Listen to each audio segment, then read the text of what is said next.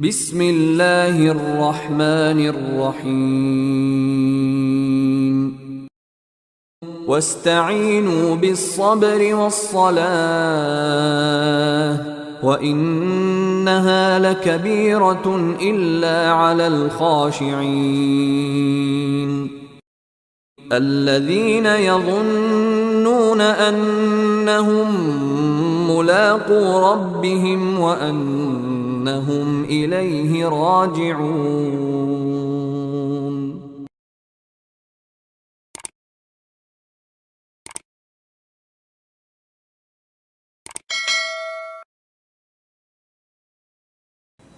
Assalamualaikum warahmatullahi wabarakatuh. Alhamdulillahirabbil alamin. Kita berjumpa lagi, saudara-saudaraku kaum muslimin rahimakallah. Pada ayat ini Allah Subhanahu wa taala berfirman, A'udzubillahi minasyaitonirrajim. Bismillahirrahmanirrahim.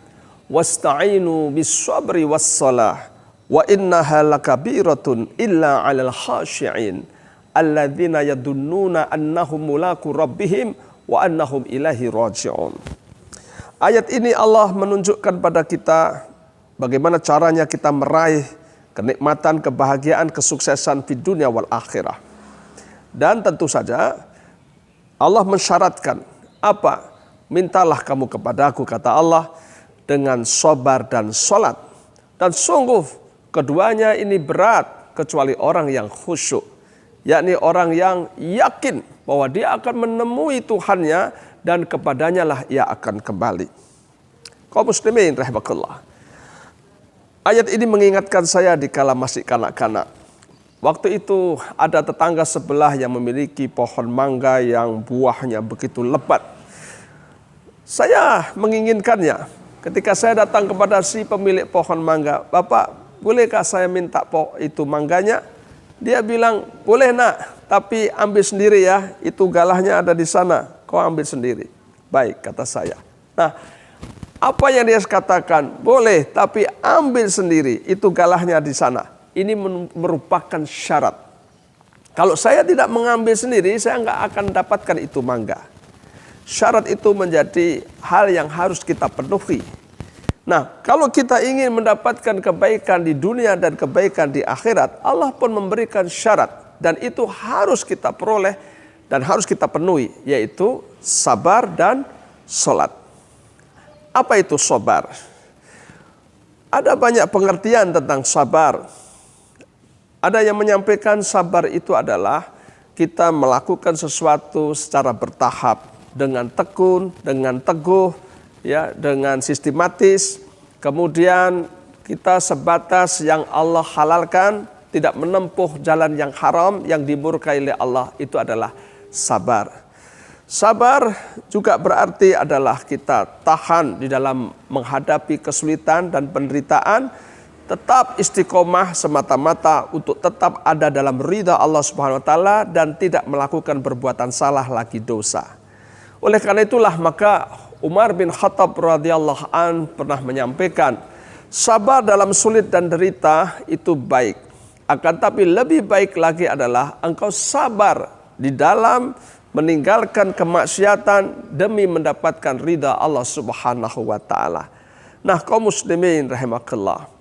Rupa-rupanya sikap sabar itu seperti apa yang disampaikan dalam pepatah bahasa Indonesia, yaitu berakit-rakit ke hulu, berenang-renang ke tepian. Harus mau bersakit-sakit dahulu demi mencapai kebahagiaan kemudian. Kalau orang Jawa mengatakan alon-alon sepenting kelakon. Alon-alon itu pelan-pelan, artinya step by step. Bukan malas, tapi tahapan demi tahapan itu kita lalui dengan sebaik-baiknya dan insya Allah kita akan mendapatkan apa yang menjadi tujuan kita. Nah, kita lihat sekarang betapa banyak orang ini ingin segera mendapatkan kebaikan, ingin segera mendapatkan kebahagiaan. Akhirnya dia tidak sabar. Ya, larilah ke dukun, ya. Kemudian ada juga yang menempuh jalan yang haram, ditempuhlah kemaksiatan, ada yang sogok sana, sogok sini demi mendapatkan kedudukan, dia korupsi, manipulasi demi mendapatkan kekayaan. Ini adalah orang-orang yang tidak sabar. Sehingga dosa, maksiat, kebatilan dia lakukan. Dan seperti ini banyak sampai di dalam kata pepatah bahasa Jawa dikatakan zamane zaman edan. Kalau ora edan ora keduman gitu. Sak bejo-bejone wong lali isih bejo wong kang eling lan waspada. Artinya apa?